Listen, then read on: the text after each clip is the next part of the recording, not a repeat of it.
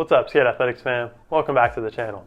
This video is here to provide you with two valuable tools that will without a doubt improve your upcoming skate sessions. I've collabed with a registered dietitian to provide you with a simple nutrition plan to follow before your skate sessions to ensure that your body is properly fueled. And I'm going to go over a new, easy to follow, skate sport specific warm-up routine that's going to ensure that you're physically ready to go before each skate session. Let's get started by introducing you guys to the new homie and give him a second to explain how your skateboarding can be affected by what you eat.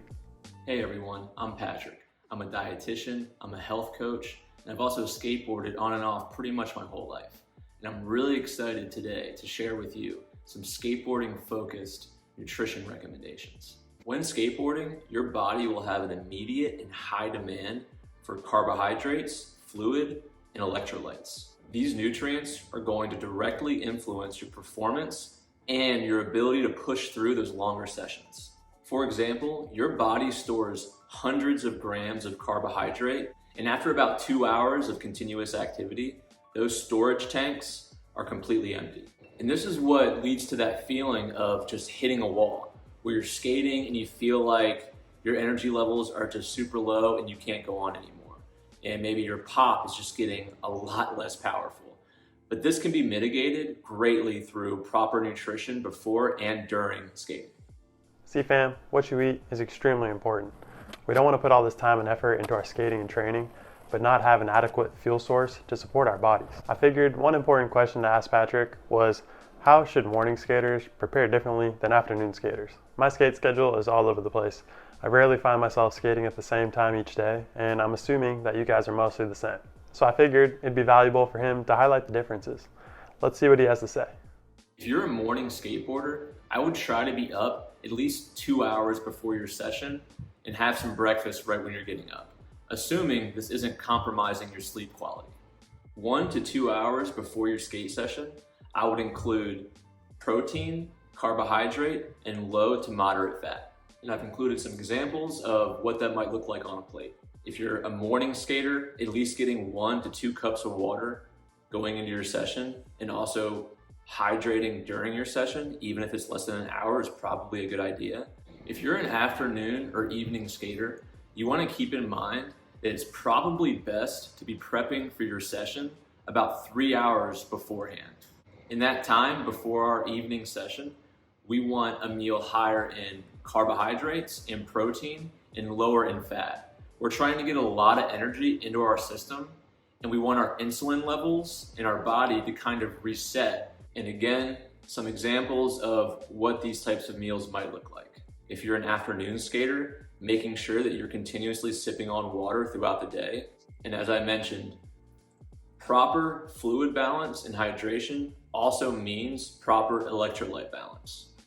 You're gonna lose a lot of sodium, potassium, and magnesium, and primarily sodium. In my experience, a lot of athletes and people who are active are under consuming sodium. The general guidelines tell you about 2,000 to 3,000 milligrams per day for the average person, but athletes probably need closer to 4,000 to 6,000 milligrams at least every day. As far as specific values and amounts we should be taking in are going to be highly individualized, and again, depend on the intensity, duration, and temperature of our session, how much we're sweating. But again, it's probably a good idea to replace sodium and electrolytes along with fluids hourly. What about right before the session? Sometimes it feels like we need to eat, but is it a good idea? Is it not? Let's hear his response. Less than an hour before skating, include a meal or snack that's higher in carbohydrate, but easily digested simple carbohydrate. This is going to be lower in fat and protein. We want easy, quick energy for our body to use as we start our skate session. As you see, I've included some examples of what that looks like too. And what about during the session? Should we bring water, Gatorade, snacks? If you're someone who's continuously moving through your skate session, then in 2 hours, those carbohydrate storage tanks in your muscle, like I've said, are going to be completely gone pretty much. So at least 30 to 60 grams of carbohydrate per hour is a good idea. And as I mentioned before, fluid, drinking water, probably the most important thing you can be doing. All these answers are so awesome so far. Thank you so much, Patrick. This gives us some great ideas of what to eat, basically 5 hours prior all the way through your session. Another great point that Patrick talked about was making sure that you're sufficiently hydrated. Obviously, as he's already touched upon, we should be drinking water before our sessions and we should be resupplying during the skate session. But what's a good way to sort of test your hydration levels? As a good rule of thumb, you can wash your urine. Is it clear? Does it have a pale yellow coloration to it? Are you going, maybe 5 to 7 times a day? These are all really general rules of thumb that can be used. If you're going less frequently and your urine is a very dark color, that's a real quick and easy indication that you're not fueling enough as far as fluids. I'm sure we've all experienced one of those hot summer skate sessions where you get home, you need like 4 bottles of water. You literally just for some reason can't replenish it. It seems like your lips are super chapped. I know we've all been there. And the problem with that, obviously that affects your recovery, right? So that's gonna affect your next skate session if you're trying to skate the next morning, day, whatever. And obviously he's already highlighted the proper importance of hydration. So thank you again for that, Patrick. And finally, something I wanted him to end with was sort of just a take-home message that we all can use that's gonna support our skating for the long term. Here's the clip. If I had to give you one rule of thumb among all others, it would be to eat real whole food. When we eat real whole foods, that means we're getting potassium, we're getting magnesium, complex carbohydrates, protein, and all of these are very important for performance in general. Awesome. I think that's a great message from him, and I think that's something that we all can easily achieve and try to easily strive for. After chatting with this dude a little bit, there's so much knowledge he has surrounding nutrition, hydration, and anything that's going to help your skating. I'm going to post all his information down in the description below. I know he's on Instagram, and I know he's going to start a YouTube channel pretty soon, so be on the lookout for that.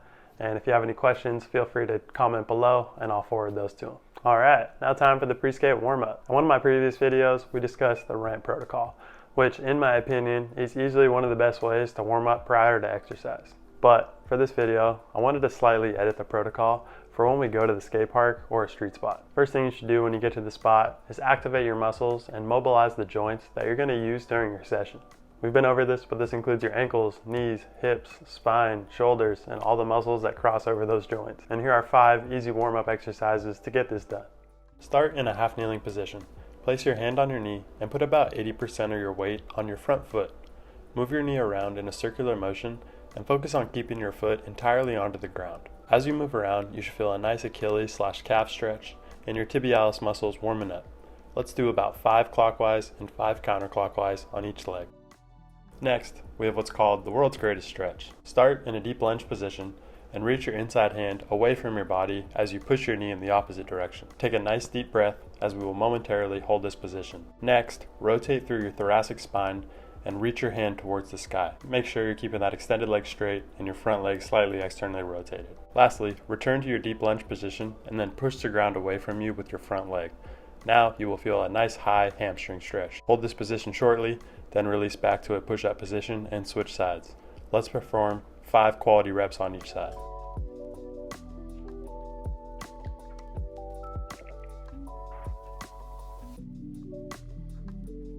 Next, we have leg swings. Start on one leg and then swing your other leg forward, keeping it straight and your ankle dorsiflexed. As your leg is swinging forward, use your opposite hand to try to reach out and touch your foot. Let's perform 10 reps, kicking that foot as high as you can. Before we switch to the other leg, let's add 10 hurdle swings. Pretend there's a running hurdle next to you, open up your hip, and drive your foot over that imaginary hurdle. Circle your hip all the way through its range of motion, then repeat for 5 reps in each direction.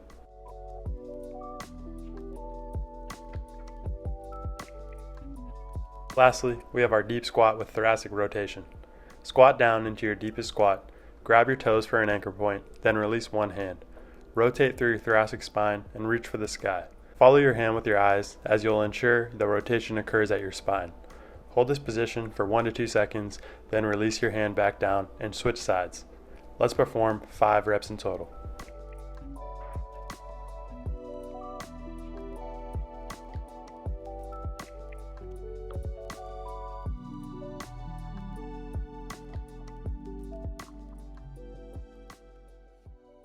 After all 5 of these exercises, your body should be feeling pretty good. You might be feeling a little tingly, you might feel stretched out, maybe even a little sweaty, and all this is good news. but there's one more thing we need to do before we start. It's crucial we potentiate or prime your body before we do any high intensity movements. The strength and conditioning literature shows that this is where that potential performance improvement is going to happen. The goal of this potentiation exercise is to raise exercise intensity to similar levels that you're going to experience during your session. And we're going to try to tap into some post-activation potentiation effects. To target this effect, I want you to grab your board and we're going to pop 5 to 10 ollies as hard and as high as you possibly can. As we said, I want you to replicate those similar movement patterns we're literally just about to do, but I want you to go through the motions extremely explosive and powerful. You may not do your normal ollies like this. Of course, when you're going up to a ledge, you're more focused on what you're actually doing. But right now, I just want you getting off the ground as high, as fast, and as explosively as possible. We're just trying to wake up our entire system and all the muscles of our legs before we go actually work on what we're trying to work on. We've discussed the importance of warm-ups too many times on this channel, so we're not going to go into that for now. But I just wanted to provide you guys with a new warm-up routine, and I feel like this one's going to be the easiest to do. It's going to be the least taxing on the body, but you're going to get the most bang for your buck. So try it out. Give me like 5 to 10 minutes before you skate, and in the comments, let me know how you feel after. Did it help your session? Did you feel like you were popping higher earlier in your session? Were you able to skate longer? Let me know. And once again, big shout out to Patrick. Thank you so much for that information. I hope you guys all enjoyed that. All right, fam, you know the deal. If you like this video, please hit the like button down below. And of course, subscribe if you haven't already. I'll catch you guys later on Skate Athletics.